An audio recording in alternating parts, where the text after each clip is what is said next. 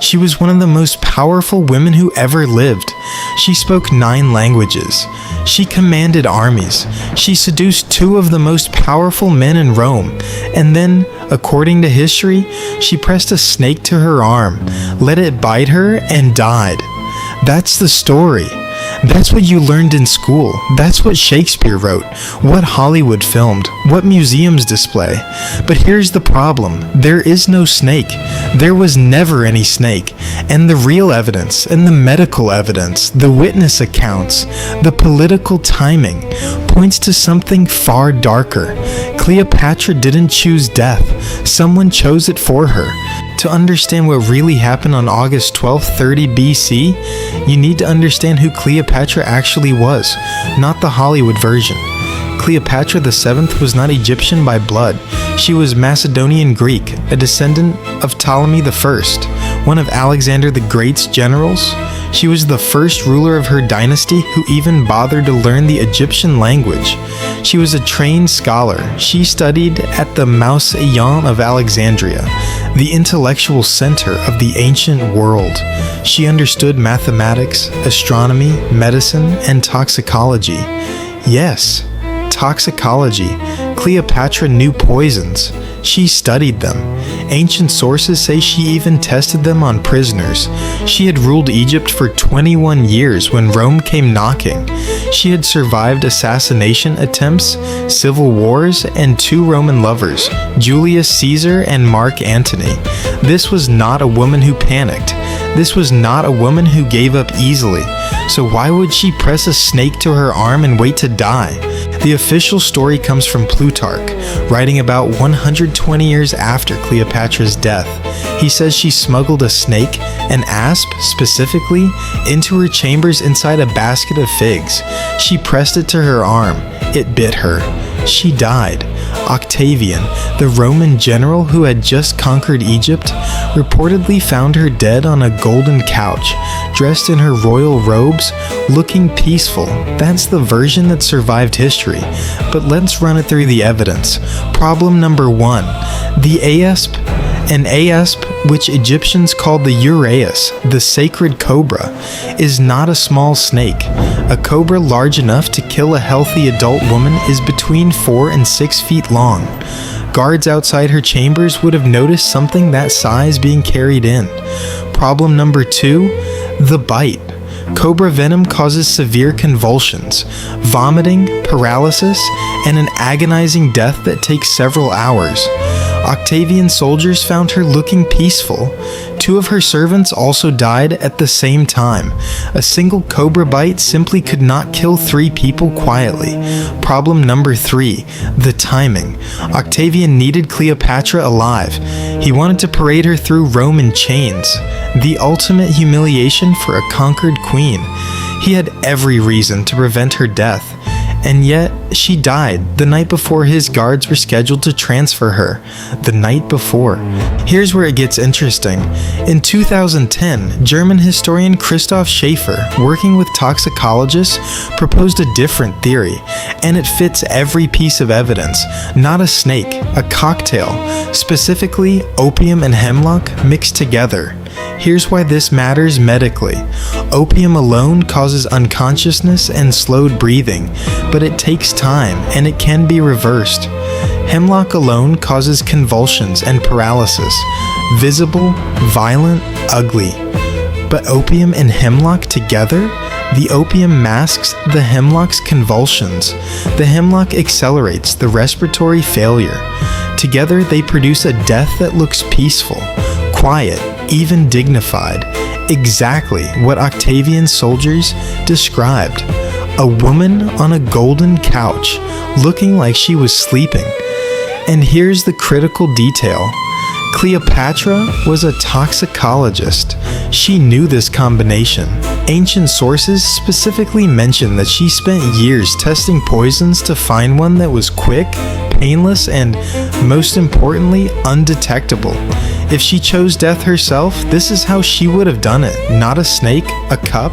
But there's a second theory, and it requires us to look at the man who found her body. Octavian, later known as Augustus Caesar, the first Roman emperor, had a problem.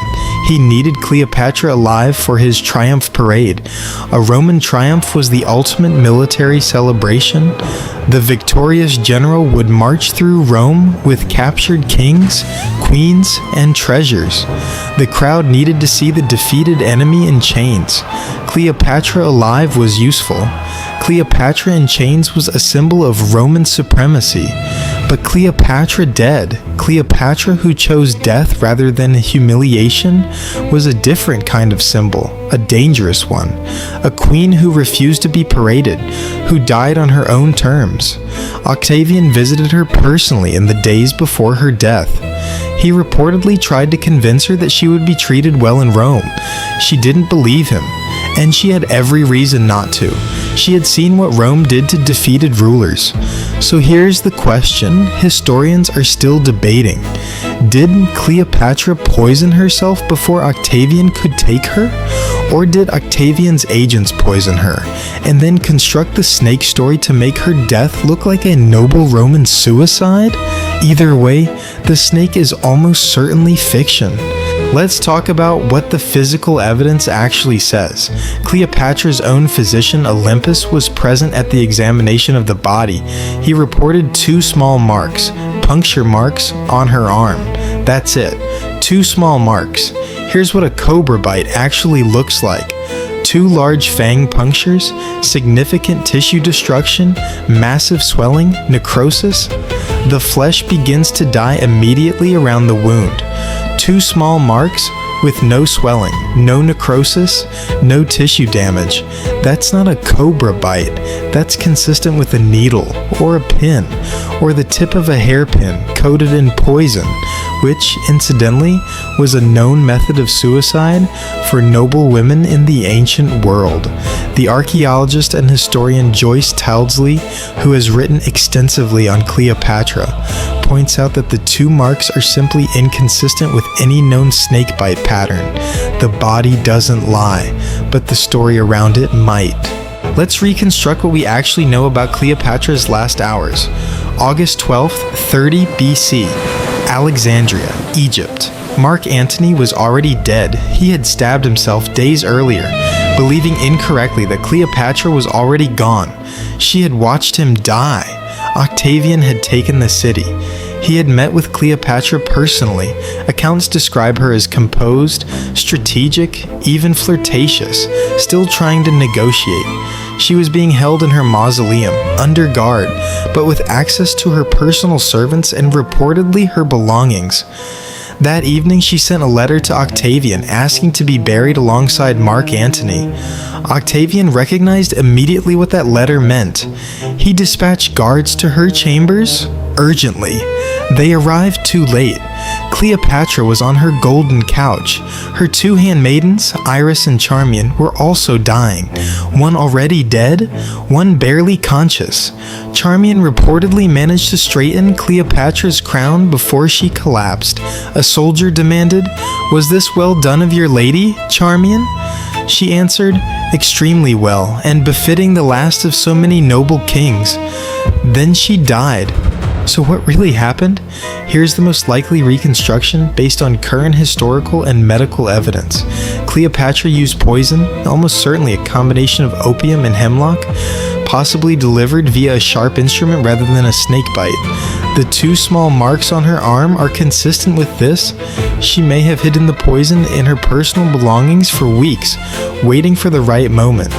The snake story was either invented by Octavian's people to make her death more dramatic and more Roman, a noble suicide by sacred Egyptian symbol, or it was a story Cleopatra herself planned, knowing it would be more memorable than the truth. Either way, she controlled the narrative. Even in death, Cleopatra outmaneuvered Rome. The asp, the basket of figs, the golden couch, these images survived 2,000 years because someone wanted them to. The real Cleopatra was smarter than her legend, and her death was far more calculated than history ever admitted. If you found this unsettling, good. History is supposed to be unsettling. The official cause of death is snake bite. The evidence says probably not. Next week on Bizarre Epoch, Napoleon Bonaparte, the man who conquered Europe, the man who rewrote the laws of war, and the man who, according to forensic hair analysis conducted in 2008, was being slowly poisoned for years before he ever reached St. Helena. History nobody taught you. Subscribe. You're going to want to see what's next.